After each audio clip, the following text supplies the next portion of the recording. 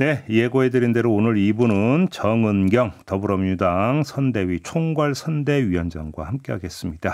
어서 오세요, 위원장님. 네, 안녕하세요. 총괄선대위원장 정은경입니다. 저희가 그렇게 인터뷰에 모시고 싶었는데 질병관리청장 하실 때부터. 네, 죄송합니다. 이제야 모셨네요.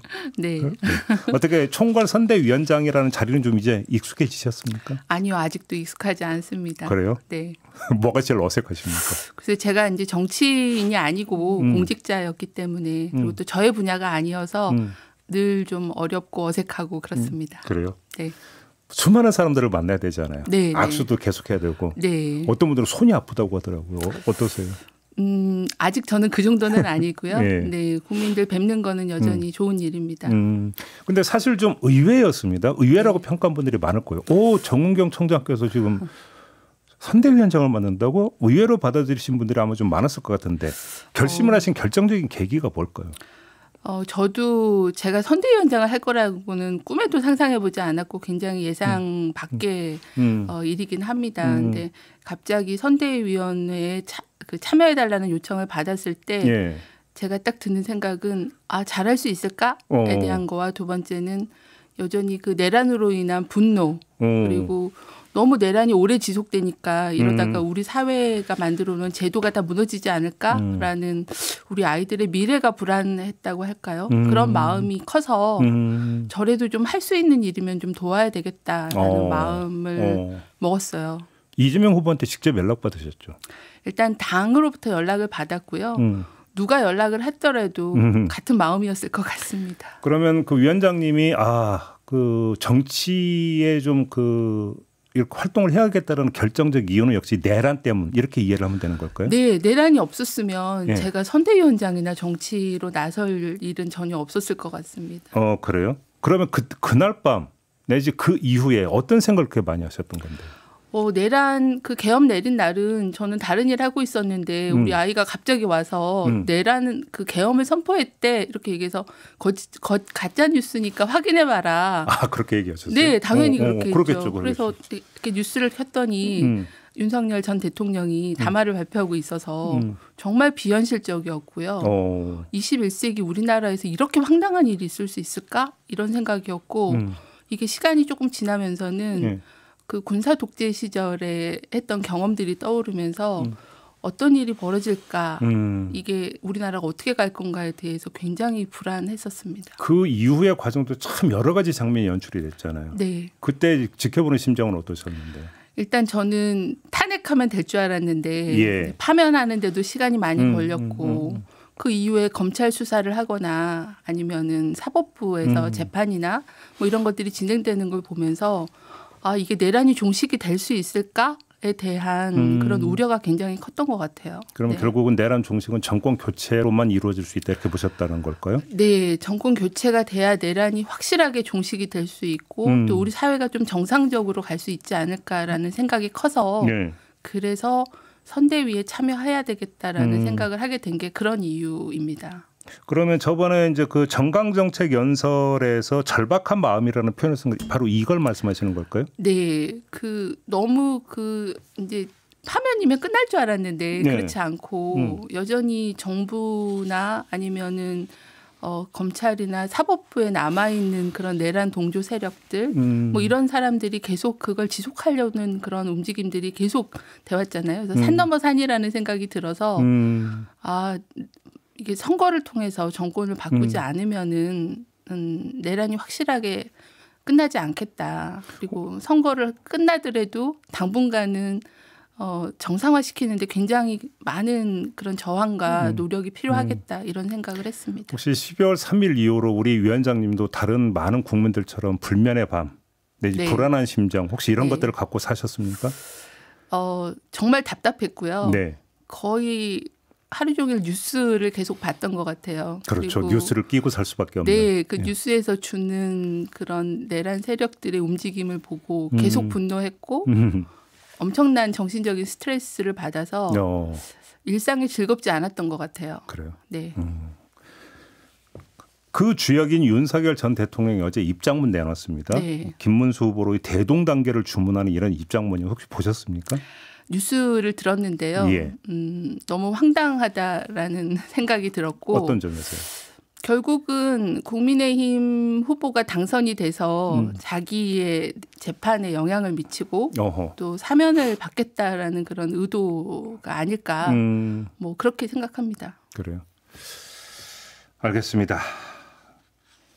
그 지금 위원장님의 영역에 있는 현안들에 대한 그러니까 질문을 좀 드려야 될 것 같은데 일단 지금 당장 의대생들의 집단 유급이 현실화되기 직전이잖아요. 네. 이걸 좀 지켜보실 신경도 궁금하고 어떻게 풀어야 될지 좀 해법도 좀 궁금한데. 일단은 안타깝고 걱정이 앞섭니다. 네.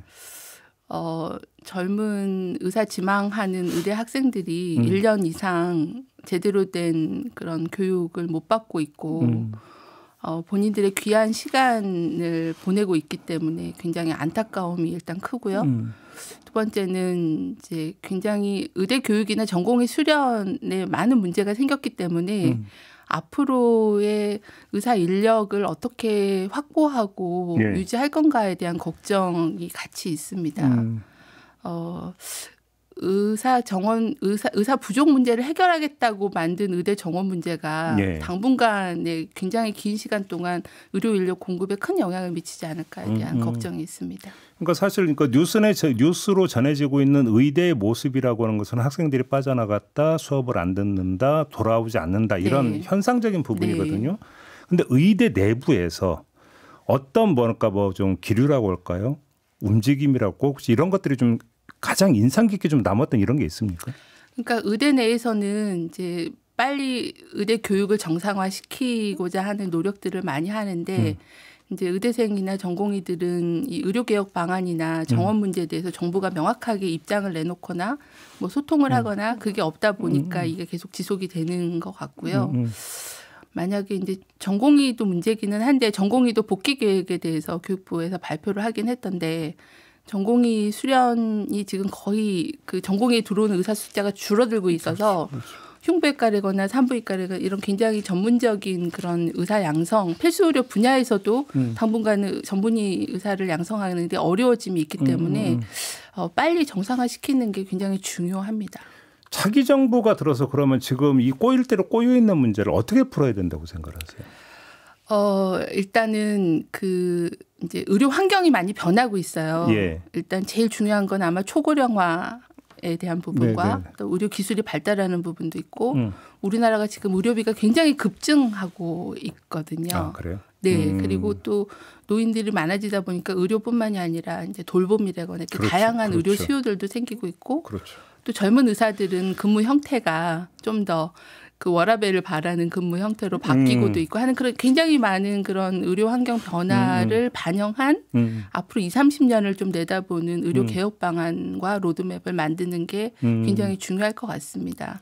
그럼 일단 윤석열 정부에서 해버린 의대 증원이라는 큰 틀 있잖아요. 네, 그건 네, 어떻게 네. 해야 된다고 생각하세요? 그러니까 윤석열 정부가 잘못한 거는 그렇게 복잡한 환경 변화나 의료 문제를 의대 정원을 증원하는 거 하나로만 해결하려고 했기 때문에 예. 문제가 풀리지 않았던 거거든요. 예. 근데 여기에는 이제 병상의 문제라거나 의료 전달 체계의 문제라거나 또 재원을 어떻게 할 건가에 대한 고려들이 필요하고 그 속에서 의대 정원을 어떻게 할 건가라는 걸 봐야 되는데 의사 수만 생각했다. 그렇죠. 너무 단편적으로 생각했고 너무 독단적으로 진행했다 이렇게 예. 생각합니다. 만약에 이재명 후보가 당선된다면 위원장님이 그럼 보건복지부 장관으로서 그런 역할을 하시는 건 어떻게 생각하십니까?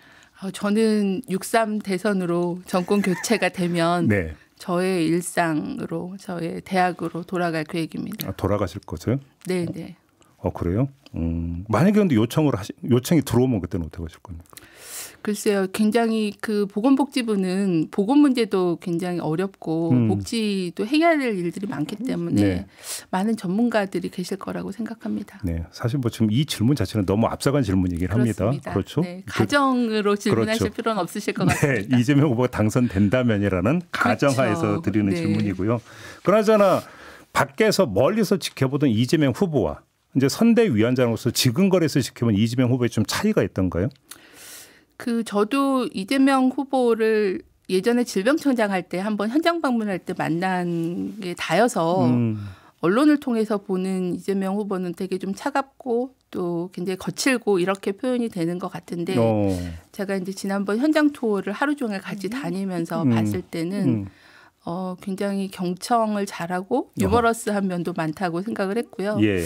제가 가장 인상적이었던 거는 이분이 성남시장, 경기도지사 또 국회의원 등 굉장히 다양한 행정부 입법부에서의 경험을 가지고 있다 보니 그 문제 해결 능력, 현안에 대한 문제의 원인을 파악하고 문제 해결을 현실적으로 문제 해결하는 그런 능력이 굉장히 뛰어나다라는 그런 느낌을 받았습니다. 아, 그래요? 네네. 그러면 전임 정부의 전임 대통령 같은 경우는 이제 그때는 이제 공직에서 물러나신 다음이잖아요. 네네. 근데 아무튼 좀 그러니까 쭉 지켜보시면서 들었던 생각은 있었을 것 같은데 어땠습니까? 그때 평가를 한다면.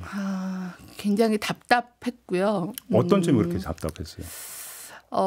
모든 분야에서 다 우리나라를 후퇴시키는 게 아닌가라는 생각을 했습니다. 뭐 가치 외교를 얘기했지만 국민 입장에서는 우리나라의 이익이 중요한 거지 가치가 중요한 게 아닌데 그런 실익을 놓치는 부분도 있었고 저는 또 연구자였기 때문에 R&D 예산 5조를 갑자기 어느 날 하루 만에 감액시켜서 우리나라 미래 성장 동력이 되는 그런 연구 생태계를 완전히 망가뜨리고 그 교육 현장에 계시면 그 체감이 됐어요?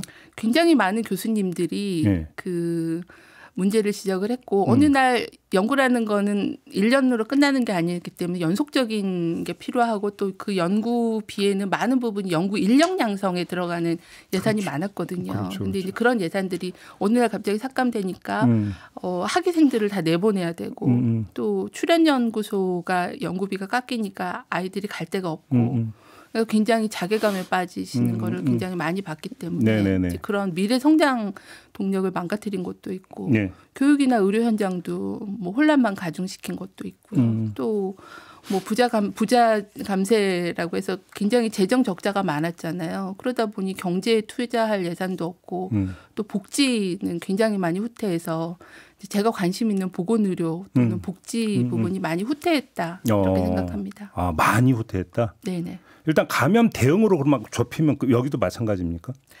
감염병은 저희가 이제 코로나가 끝나면서 그 신종 감염병에 대한 대응 계획을 정부가 발표를 했어요. 그런데 거기에는 굉장히 많은 예산이 들어가야 되는데 그렇죠. 이제 아무래도 유행이 끝나다 보니까 정부 내 관심도 줄고 제대로 된 예산 확보도 어려웠을 거라고 생각합니다. 예. 근데 저희가 이제 코로나를 워낙 이제 크게 겪었기 때문에 걱정이 들어서 한번 여쭤보고 싶은데 그때 코로나 국면에서 이제 많은 전문가들하고 저희도 인터뷰를 했는데 그때는 나도 이게 또 다시 온다. 주기가 빨라질 거다. 5년 주기설 뭐 이런 얘기도 그때 있었거든요.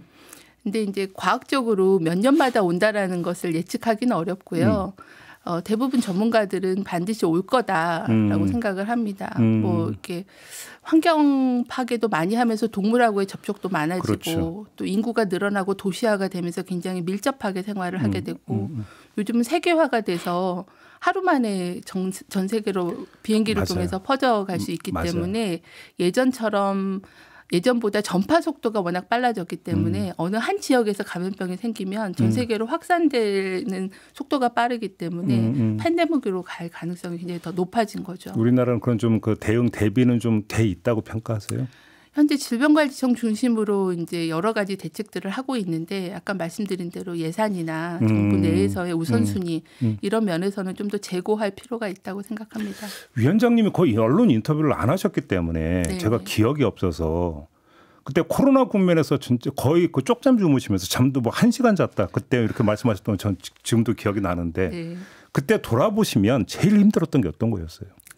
제일 힘들었던 거는 매 순간이 힘들긴 했지만 그래도 끝나고 가장 생각나는 거는 이제 거리두기가 2년 이상 가면서 소상공인들 자영업자들이 회의하면 항상 오셔서 어려움을 얘기하시고 또 극단적인 선택하신 분들도 있으시고 폐업하시고 하는 그런 걸 보면서 방역의 입장으로는 거리두기를 더 해야 되겠지만 국민 입장으로는 오래 하기 어려워서 이렇게 충분한 경제적인 보상을 못 해드린 거, 부족했던 거 이런 것들이 가장 좀 어려웠고 이제 백신 이상 반응에 대한 인과관계를 확인하거나 보상을 하거나 이런 제 생각에는 한 두 가지가 제일 어려웠던 것 같아요. 근데 사실 이제 그때 이제 이제 특히나 이제 너무 힘들다 보니까 뒤로 가면서 네. 백신 음모론도 나온 적이 있었고, 네. 그죠? 사회적 거리두기 너무 심한 거 아니냐는 사실은 그 볼멘 소리도 많이 나왔잖아요. 근데 그때 그 방향이 맞았다라고 지금도 그렇게 생각하세요? 이제 사후에 얘기를 하면 근데 제 생각에는 사후에 생각을 해봐도 그게 맞았을까? 다른 대안이 있었을까?라는 생각을 합니다. 물론 그게 자기 합리화일 수도 있어요. 그때는 그거밖에 선택이 없었어라고 생각할 수도 있지만 정답이 있는 건 아닌 것 같아요. 그 시점에서 가장 종합적으로 판단했을 때의 결정이고 그게 상황이 바뀌면 틀릴 수도 있죠. 하지만 그 상황에서는 최선의 선택을 하려고 노력했다라고 말씀드립니다. 그러면 이렇게 하면 그때 이제 그 직무를 수행하시면서 정치를 지켜보셨을 거 아닙니까? 네, 그러면서 정치가 도움이 되는 정치가 있고 오히려 방해가 되는 정치가 있잖아요. 정치는 모름지기 이래야 되는데 이런 생각도 좀 많이 하셨을 것 같은데.